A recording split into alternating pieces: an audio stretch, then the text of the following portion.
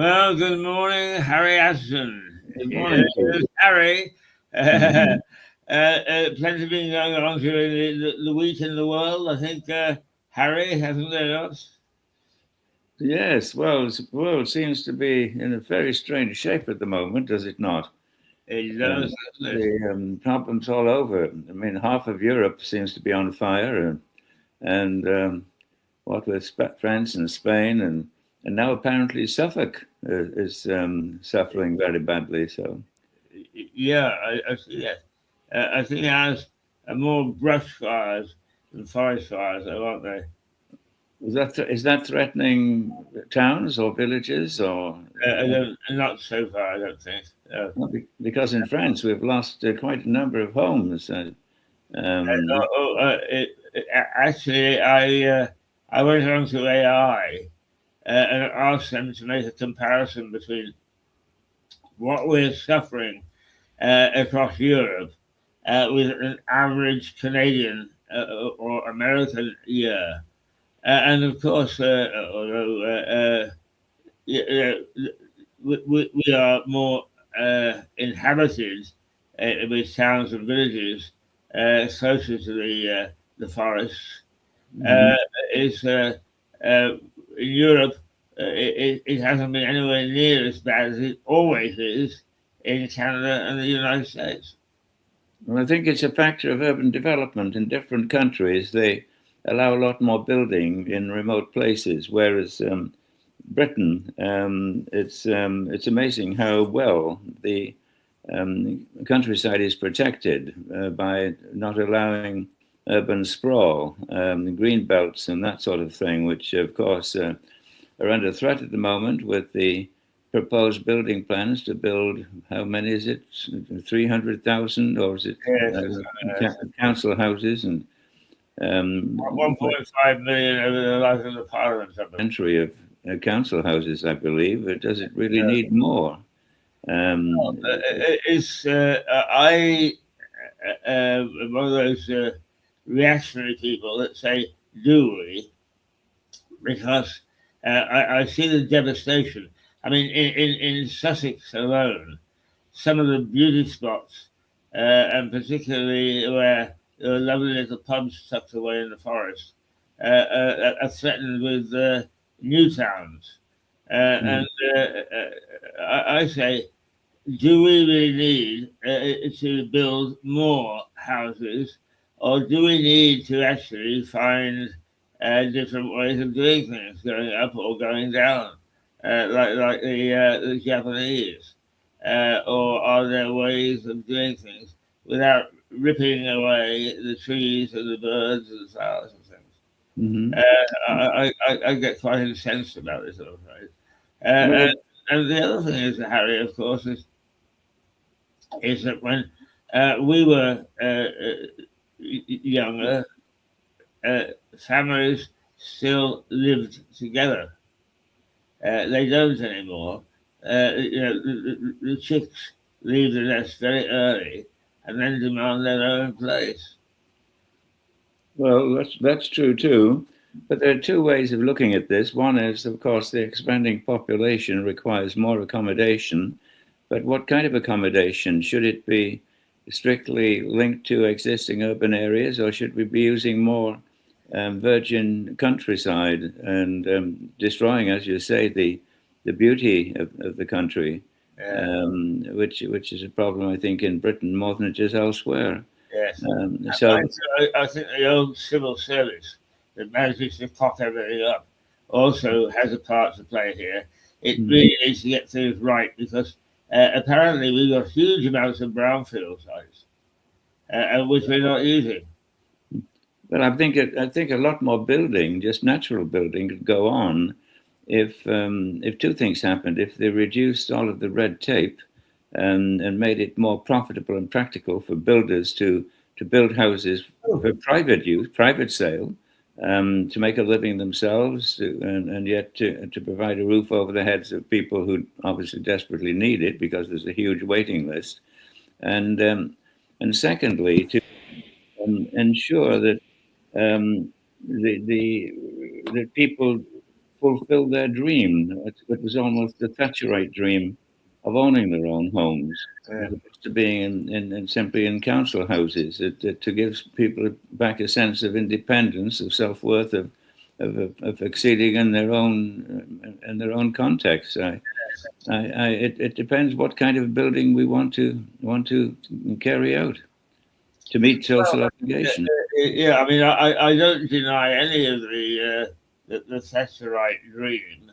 All I'm saying is, are we looking at the best use of our resources, or are we just, a developer comes along and says, "I've got a piece of land here, I can build 10 houses on it," and the council says, "Okay, go ahead," and then finds out that it's got, yellow-head frogs in it or something. Well, there are two arguments. One is that a lot of builders, the major building consortia, are sitting on vast tracts of land that they're not wanting to release all at once because they want to keep the price and the value of the land as elevated as possible. And so there needs to be some form of legislation to prevent that, I won't say blackmail, but stranglehold on land development for that reason. But again, the type of housing built, I'm not sure whether it should be council housing. It should be affordable private homes. And these could be made affordable if there weren't all of these regulatory hoops that you have to leap through and to get building permission. Yes. Mm-hmm. But here is another argument, Harry, the use of the word affordable. Because, for instance, there is a controversial, only because they can't find anybody with enough money to develop it, a piece of property in Lewes to be developed, and they're luxury homes. So let's say that they're £500,000. The affordable housing then becomes £250,000 because no builder wants to try and sell a luxury house if in fact his affordable is looking pretty miserable.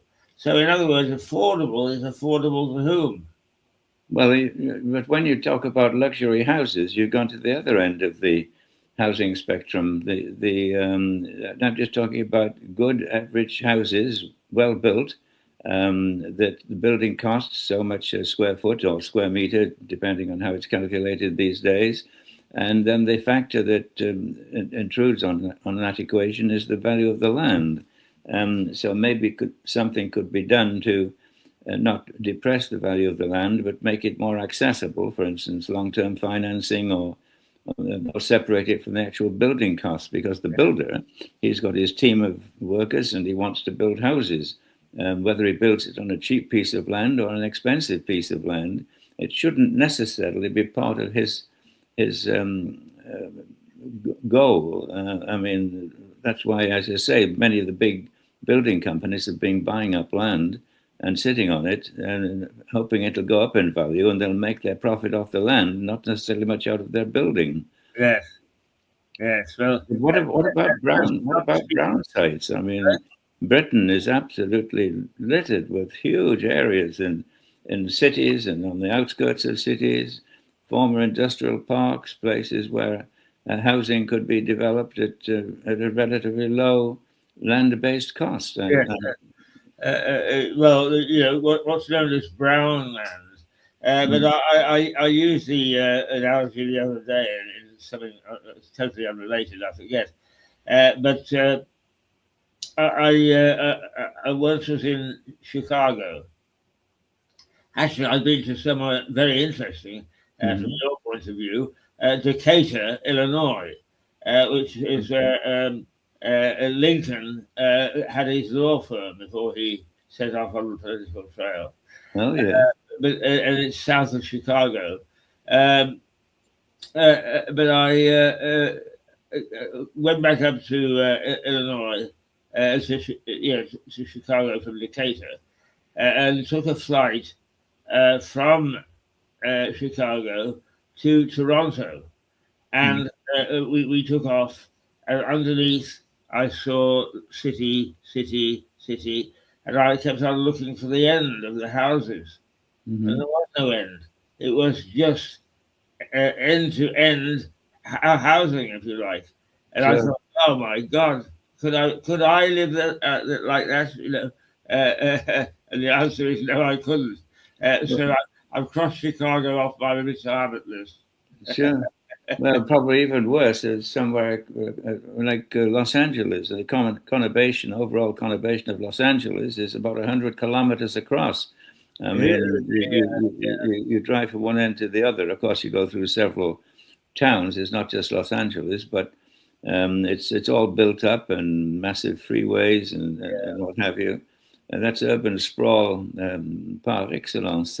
Yeah, No, it depends what kind of development you do. And if we're talking about brown sites, what about town centres? Town centres, which no longer house the small businesses, the small shops, they've given way to larger shopping centres on the outskirts of town. People drive and tend to not frequent the town centres. They could be revitalised as housing centres and well, indeed they almost. could, and I think that would be good for the towns because Mhm. the high street is taking a beating. There's no question. Of course it is, and so there's a use for these properties, and but many of course of the tax structure is such that these are paying very high rates. They're paying business rates when there are longer businesses there, Yeah. and they could not be superimposed on housing development. They've got to make it desirable and attractive both financially and physically to install people there. I'm not saying that going to high rises, just simply develop the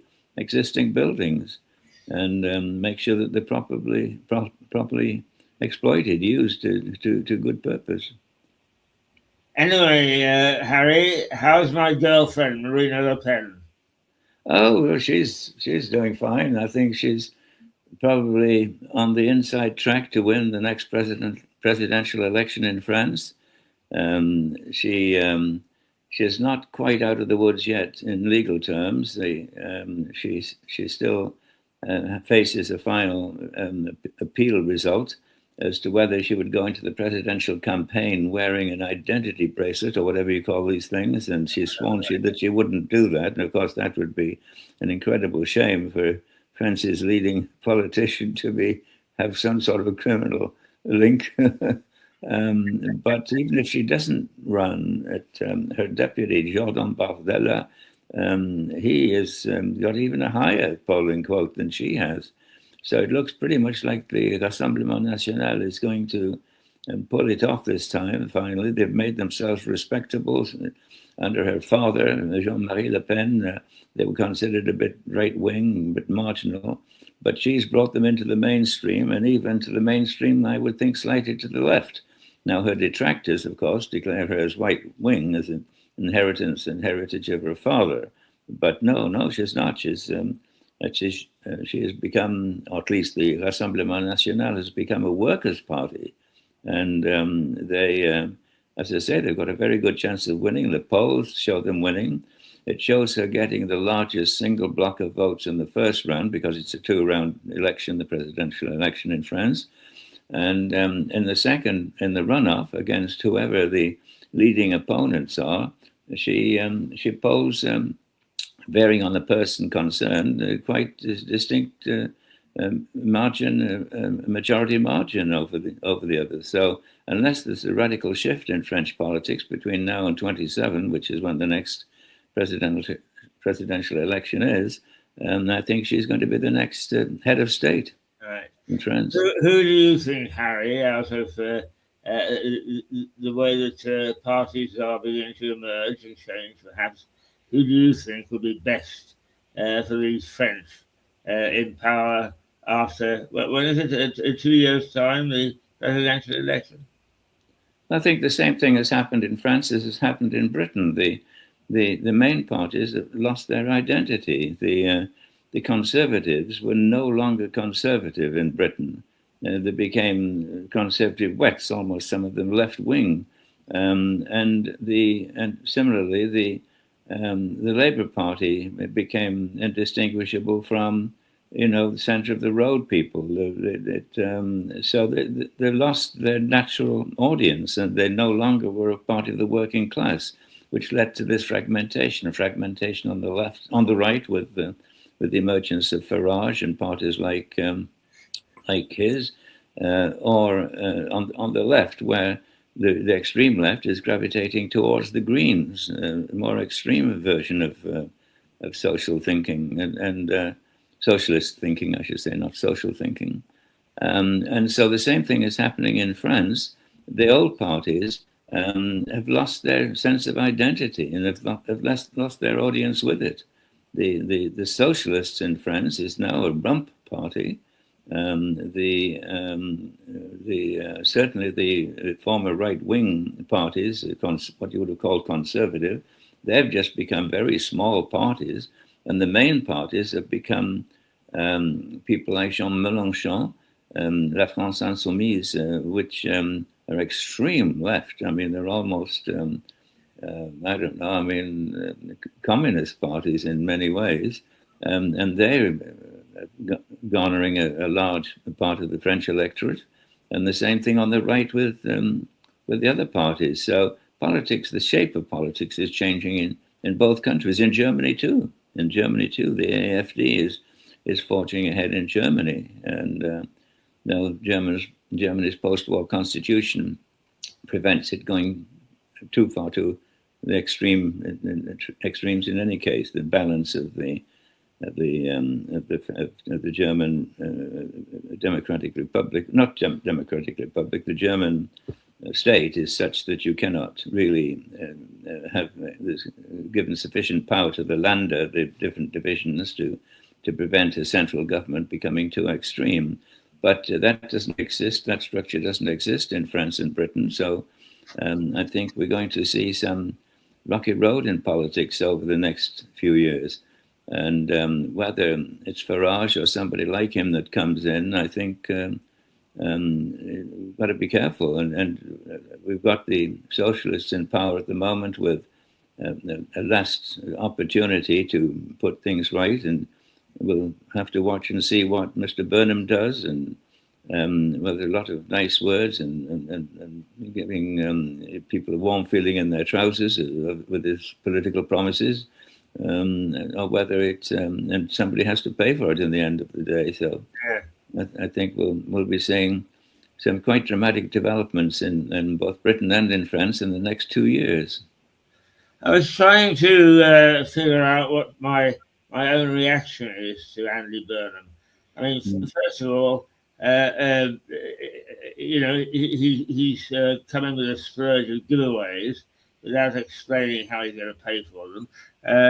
So that could be an albatross lower down the scale towards the next election. But my view of him is that he's somebody who needs to be loved, and I always worry about people who need to be loved. Yeah. I don't know what's your basic reaction to Burnham the man? Well, he's inherited a huge majority. I mean, it was a landslide Labour win, no question about it, under Starmer, and that majority is something of an embarrassment because, again, it's such a broad church now, the Labour Party in Britain, that he's almost beholden to his backbenchers.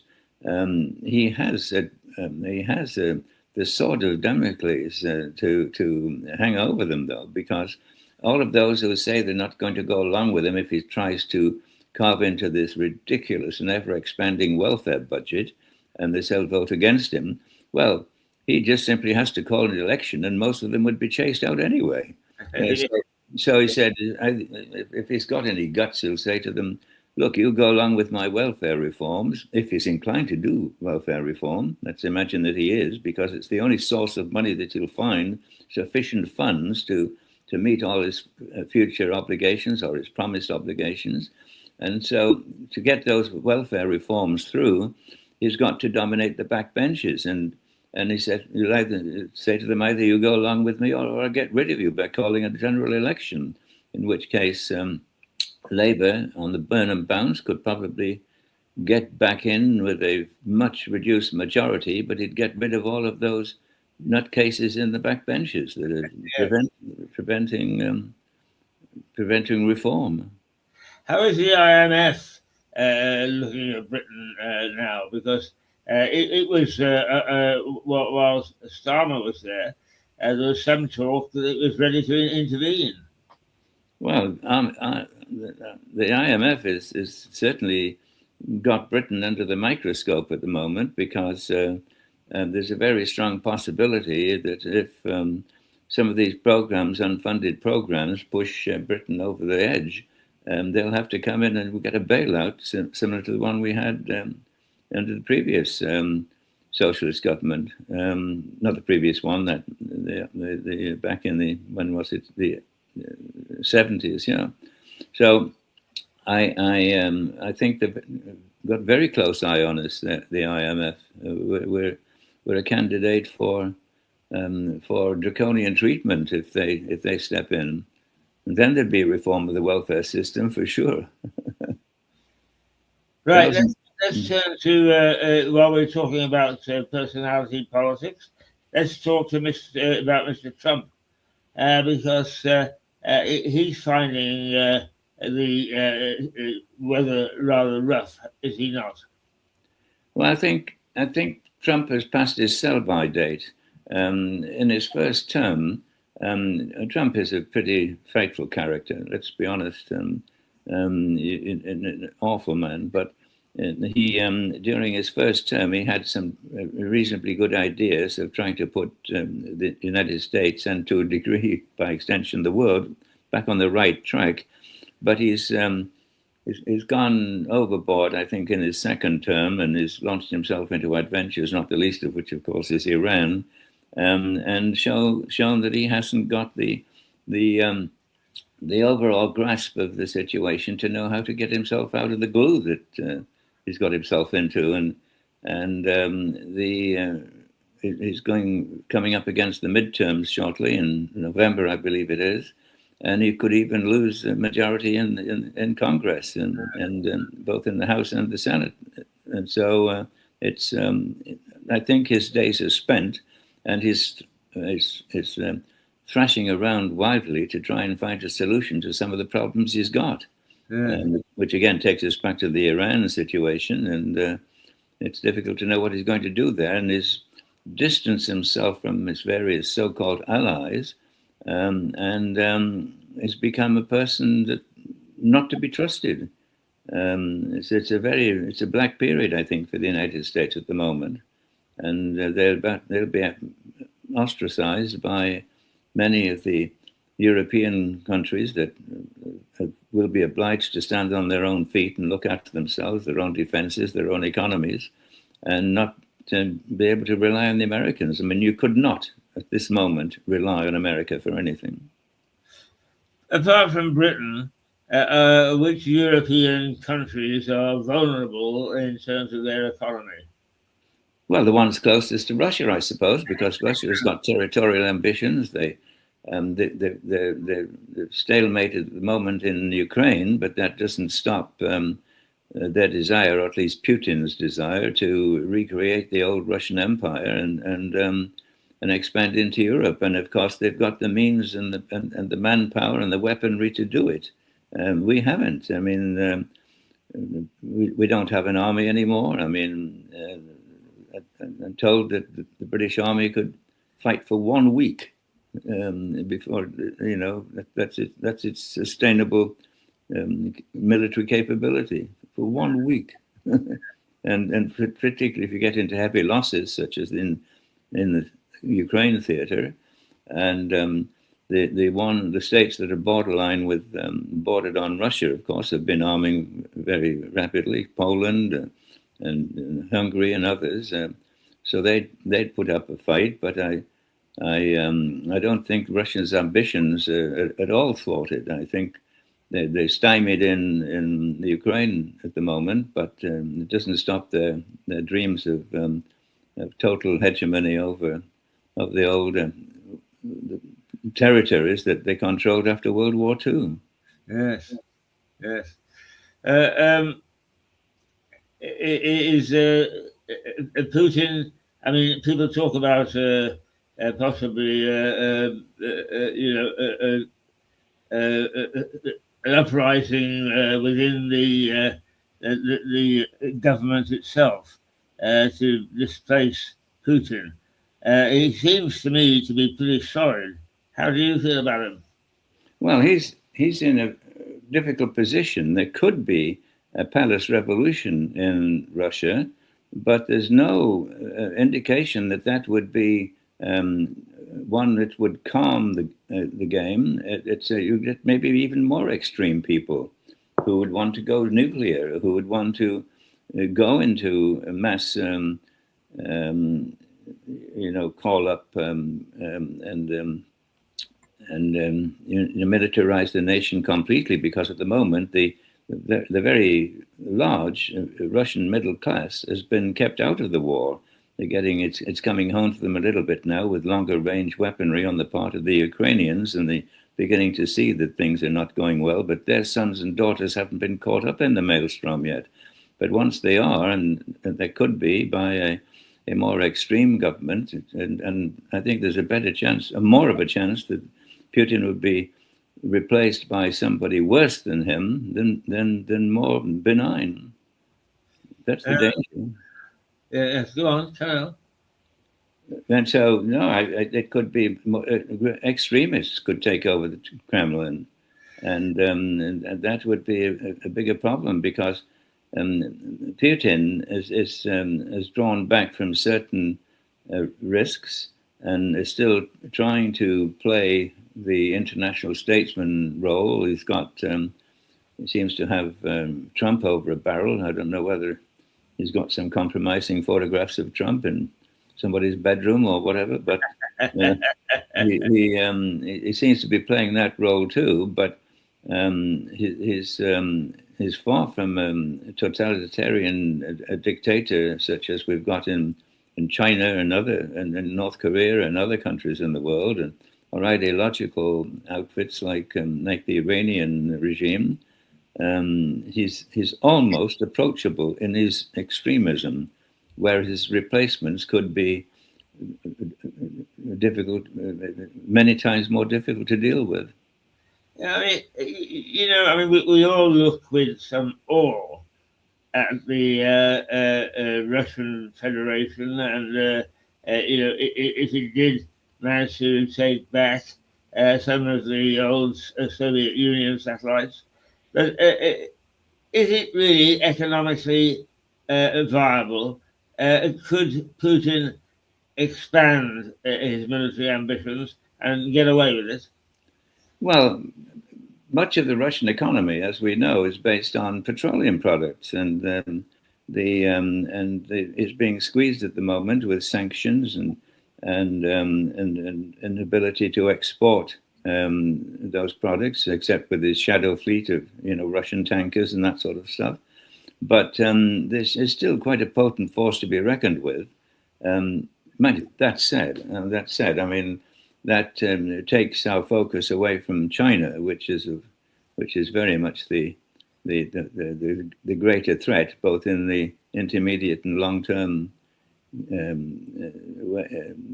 context. And so, if it isn't Russia, certainly we're going to have to be dealing with China, if we're not already dealing with China. I mean, with our totally stupid net zero project in Britain, which has impoverished the nation when we produce well below 1% of the world's emissions, and they've increased their emissions 300% since 2000, and they now account for 1/3 of CO2 being dumped on the planet. And we're just destroying our industry, our economy, and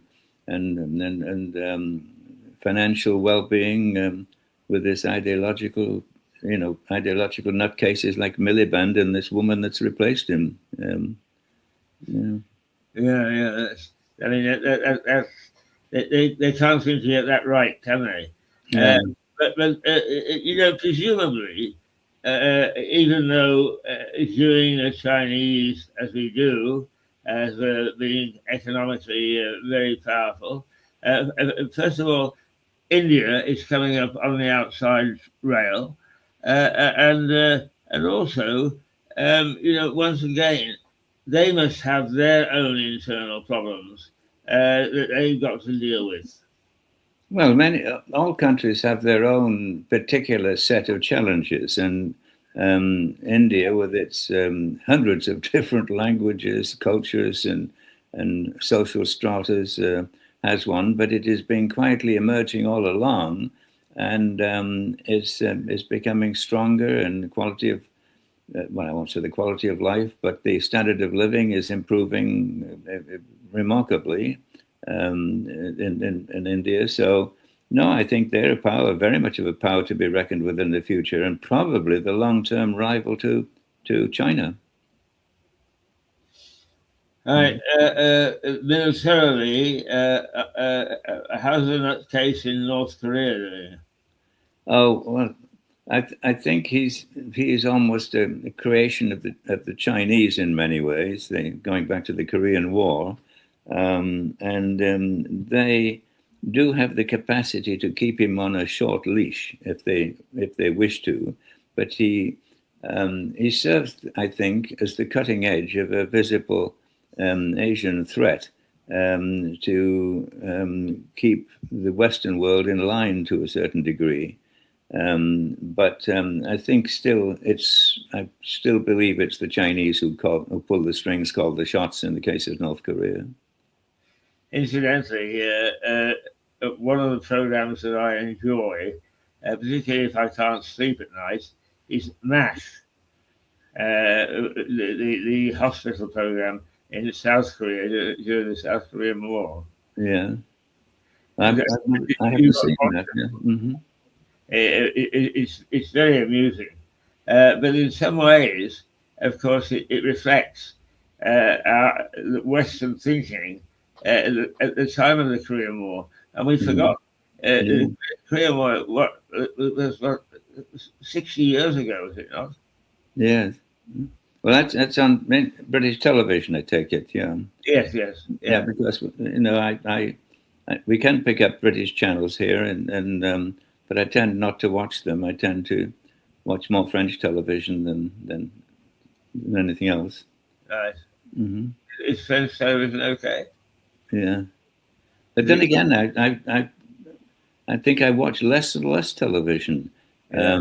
I understand that the standard television viewing audiences are in retreat, and many of these new outfits like Netflix or whatever they're called, and they're the growing part of the audiovisual industry, and the traditional television they're losing ground.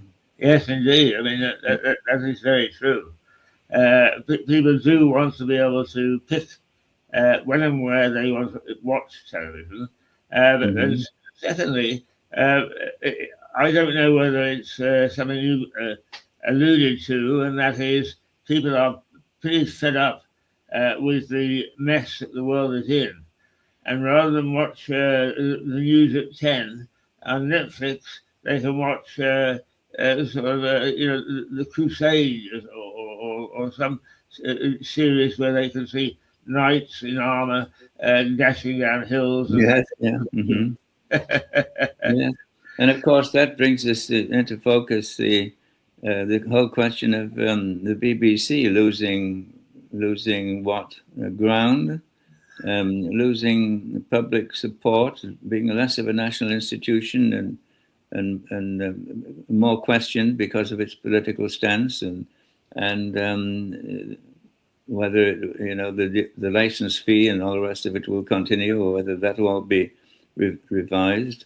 And to the degree that whereas BBC News used to be the gold standard, I think, of reporting, both national and international reporting, it's suffered quite a few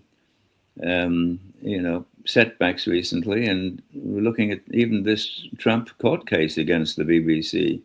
I mean, that's still to hit the headlines in a big way, and when it gets going, I don't know how long it'll be before that really gets into the courts, but that could be quite dramatic if he's even partly successful in his attack on the BBC. Well, I mean, the BBC is a victim of its own folly, really. Yeah. It cannot change its internal processes to meet a very different type of viewing world out there. Mm. And not least of which is, its attempts to try to show that it's following government policy and that everything is fair and so on. I mean, they still carry on with this broad issue where a job comes up and Harry Ashton wants it, and Harry is working for the BBC, and the BBC say, "Okay, Harry, we want you as well, but you've got to come and have an interview, and there'll be 3 or 4 more people." Everybody knows who's going to win. I mean, it's an absolute farce. But they go through it, and in the process, sometimes turn down very, very talented people. Well, until they do. It weakens the whole process. And to what degree are politics in there? I mean, the big question is the BBC left wing? Well, I won't get into that debate, but I would say that there is certainly an internal censorship about some things. For instance, I mean, people writing to the newspapers and the magazines point out that there are certain stories that the BBC just didn't touch. Even though they turn out to be very important stories in other media. And there's they make up their mind about people like Farage. Well, you've got to be right down the middle, and you've got to be without fear or favor to run a very good news operation. And they always did, but they don't anymore. Well, when I talk about the BBC asking the question, I'm not saying it is. I'm just asking the question: is it left wing? I don't necessarily mean in a political sense, but in a philosophical sense. Is the mindset of the intellectual classes of the BBC, and there certainly is a BBC intellectual mindset, I think, is that bias left? Is it all into many of the new philosophies and the new ideologies? I don't mean politically. I don't necessarily mean at the ballot box, but in their way they perceive the world. I think you hit the nail on the head, Harry. I think it's a question that needs to be asked, and we need to try and find some answers. When I was at the BBC, you could bump into 1 in 5 people that you would talk to that you didn't know but were colleagues who would say, "Oh, well, of course, the BBC exists because it's the BBC." In other words, it's an entity that stands away from everything else that we know and makes its own rules and regulations. And as an employee, you must not question that. Well, like a religion, almost like a religion. You became part of a religious sect if you worked for the BBC, and if you had certain views, and I suggest if those views were right wing, you had to keep them hidden. Absolutely. And the BBC is like a liner at sea. You can turn support, but it takes some time for the ship to actually turn its nose to port. And if you turn it back, it takes time to get it back to the centre. And the BBC is the same. Once it's swinging one way, you can't get somebody in that's new who's going to swing it back the other way. Well, that's very valid analogy. I mean, the one that's often given in naval terms, it takes 5 miles to turn an aircraft carrier around. Right. The captain giving the order to the actual ship going in the opposite direction. I don't know whether that's technically correct, but it seems quite believable. Well, I mean, you were in the airline industry, as indeed I was for a while, and the same applies to 747. You turn the stick, but it's some time before the nose starts to go around, and to bring it back you better be in a hurry because it takes equally the same amount of time. Yeah. And I went to Crane Bank on occasion, which was the training center for British Airways, and got into a simulator and managed to land a 747 on the roof of Terminal 3. Well done, well done. That's good. Like Harry, I like to stay up with what used to be the Asian tigers, but also Japan. And how are things going there? In Japan? Japan and some of the other Asian countries. You know, I mean, we don't hear much about Singapore at the moment, you know, which was the economic miracle. No, well, I think the economic miracle in Singapore is still going very strongly. The comparative one, of course, Hong Kong, the two centres. China had promised to leave it as a freewheeling economic entity when they didn't, and they've intervened and they've put they clamped down on freedom of not just politics, but of commercial endeavors, and so that's the shame. No, Singapore, I think, is still cooking with gas. But the sad story is that of Hong Kong. Yeah, lost its freedom. It lost its freedoms and can no longer, play the role that it used to play, which is a shame because it was in China's interest to have a foothold in the Western economic world, and they've given that up. And so, mind you, they've become sufficiently powerful. They've got sufficient economic clout now to impose their will or sell their goods, their electric cars or what have you in certain wide open markets like Britain, and destroying the British car industry in the process. But that's the fault of people like Miliband and others. Yes. I mean, there's nothing like jumping into a market that's destroying itself, is it? Okay, Iran, because any signs of peace keep disappearing. The Americans and the Iranians sign a peace deal, and within 24 hours, it's been broken by one side or the other. Well, the peace deal was simply just a curtain to hide the reality of what was going on behind the scenes. And Trump wanted out of that war. He realized he'd got himself into a difficult situation. And of course, the Iranians simply wanted to buy time, and by buying time, they won. It meant that they had not been defeated, which to them is victory. And so the war has resumed, so-called war has resumed, and the Americans are go to great pains to say they're still hitting military targets. But you can't fight a military war by just bombing military targets. You've got to get boots on the ground. Well, that would be unacceptable to the American political and public establishment. Yeah. So the only way they can bring Iran to heel is to knock out civilian infrastructure. And I suspect that some of the bombardments are beginning to do that, knocking out bridges, power plants. I don't think yet desalination plants, but to actually undermine the economy and their ability to keep moving on a day-to-day basis. And of course, the inflation is now rampant in Iran, and they cannot go on much longer if Trump kept up that kind of pressure.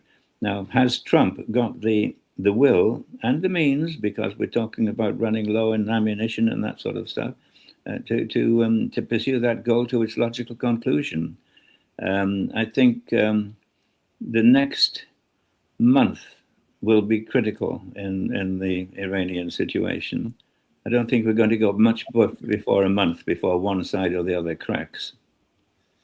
And how about Netanyahu? What influence does he continue to have?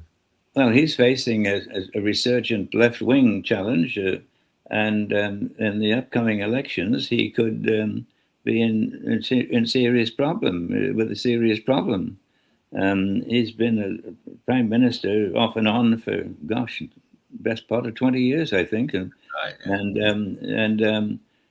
and of course the Israel is being blamed for all of the wrongs of the Middle East. I mean, goodness knows how that has come about, but still they try to defend themselves against everybody trying to wipe them off the face of the map, and then they suddenly become the villains of the piece. And so I don't know. I mean, if there's a change of government in Israel, I don't think it'll necessarily be a change of philosophy. It's still a nation fighting and knowing it needs to fight to sustain itself, to sustain its very existence. And so I don't think that'll change politics to a large degree. And I think in many ways, Israel isn't a right-wing country. I think there's a very strong socialist thread that runs through Israeli politics. But I think if that develops dramatically over the next series of elections, I think we could see Netanyahu out definitively. Finally, he will. And then, of course, he's going to have all sorts of problems because people are going to try and launch legal actions against him for some of his decisions made when he was in power, which I think is wrong. But anyway, that's something for the Israelis to sort out amongst themselves. Oh. Harry, we don't very often touch on Africa, Australia, supported by New Zealand, South Africa, that is part of that economic band in the Pacific countries. What's happening there? Is it just pottering along, or can we see a increase in importance of any of these countries or continents? Well, I think Africa has got a tremendous amount of natural resources and a very active economy. It's in many ways it's its own worst enemy because they're still trying to evolve into a non-apartheid country. But no, they're in pretty solid shape, and of course they've got the world's best rugby team.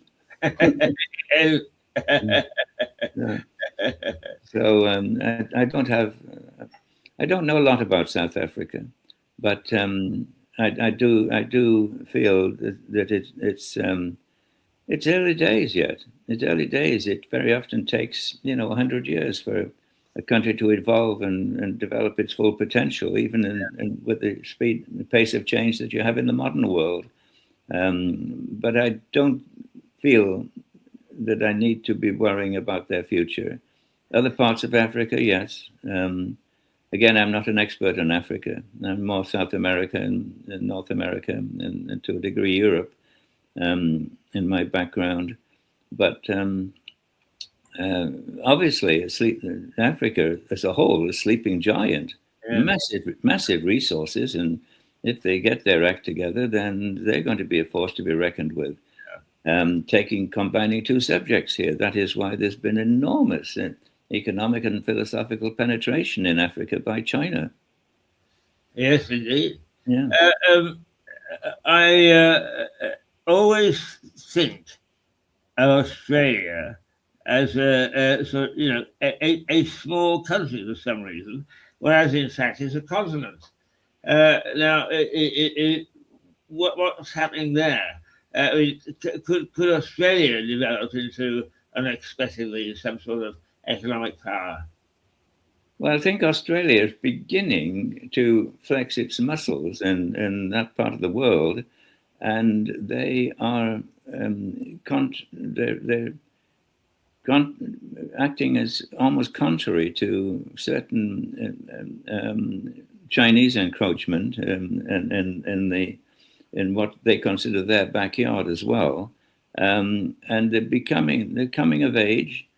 I think they're going to be a geographical presence, I suppose, and to a degree a political force to be reckoned with.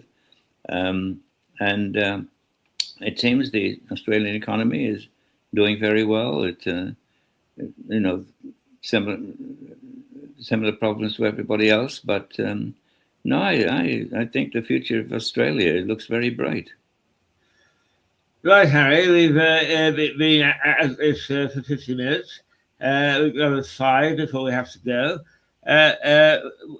What have you, or what would you advise viewers to watch for this coming week and over the coming months? I think that we're going through, believe it or not, a quiet political period. It's almost like a calm before a storm. Everybody is distracted by stalemate in Iran, the massive fires in Europe that are dominating the headlines. It's almost as if there's a vacuum waiting for a major news event to happen. Now, it would be much smarter guy than myself to forecast that. But I do feel there's been a dearth of heavy news in the past couple of months or so, and it's not natural because news, as you've been in the news business all your life, it comes in waves, and we're in a trough at the moment, so we can expect to move up into a peak. Based on what? Your idea is as good as mine. Just returning to the forest fires, the rallies in Europe, I was doing a little bit of research for a bit of a program on forest fires and so on, and I came across, really Canada has done extremely well in terms of fighting fires from the air. And in your time there and my time there, one of the great marvels was the Mars water bomber. Well, the Canadair water bomber has been the staple equipment for fighting fires all around the world. But the question is, the French themselves have developed a new water bomber, which apparently is much more performing than the Canadair. So Canadair's, control of that market may be slipping, and with I hate to use the word global warming and threats of forest fires and less than adequate forest management, I think that we're going to see more and more of this, an increasing number of fleets of these aircraft. So there's a huge market there, and if there's a market it's to a commercial interest, yes, it will lead to development of other water bombers. They're even using the Airbus 400 to drop fire retardants now.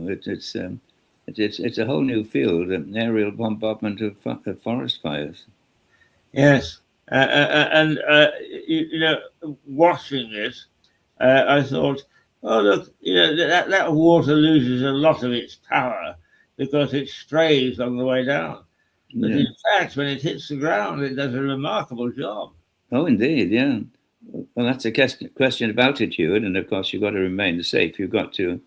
Because when an airplane discharges such a massive amount of weight, its aerodynamics obviously are immediately affected, and so you need the room to regain stability in the aircraft. And you need very specialist crews too. Sure. When it picks up the water, it suddenly takes on huge amounts of weight, and it's got to get off the damn lake again. Indeed it does. Yeah. Harry, always a delight to talk to you. Mhm. You'll be back next week. With pleasure. Yeah. We say that there's sort of a twilight period at the moment in world politics and world activity and world economies. But as they say, a week in politics can be a long time. And who knows what we'll be sitting here and analysing this time next week. It all could change quite dramatically. So it'd be interesting for us to return to the battlefield. Indeed. Well, this dearth of world news could well, this vacuum could well be filled. If nature abhors the vacuum, just as news does, so something major could happen between now and next week. Absolutely. And so we'll have lots to talk about, I'm sure. Good to see you, Harry. I'll see you next week. Take care. Right. Bye for now. Bye.